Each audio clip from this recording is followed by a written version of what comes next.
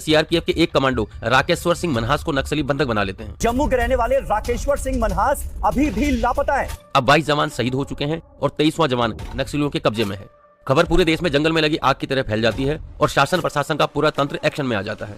इसमें चिंता की सबसे बड़ी बात यह भी थी कि नक्सली अपने बंधकों को जिस तरह से टॉर्चर करके बर्बरता पूर्वक उनकी जान लेते हैं, ये किसी से भी छुपा हुआ नहीं था और उस पर 22 जवानों का पहले ही शहीद होना सरकारी तंत्र को बैकफुट में खड़ा कर देता है। क्योंकि अगर इस बंधक के साथ भी वैसा ही कुछ होता है तो ये सरकार के लिए बहुत बड़ी शर्मनाक बात थी।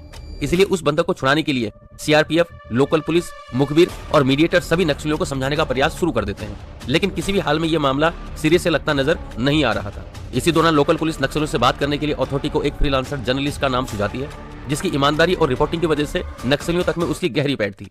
और वही एक रिपोर्टर था जो जंगल में नक्सलियों के बीच जाकर उनके इंटरव्यू सबके सामने लाता था और इसी वजह से सबको अनुमान था कि ये जर्नलिस्ट बंधकों को छोड़ने के लिए नक्सलियों को राजी कर सकता है। सरकार लोकल पुलिस की बात मान लेती है और रिपोर्टर से संपर्क कर उसे 23 बंधक को छुड़ाने के लिए नक्सलियों के पास भेजा जाता है।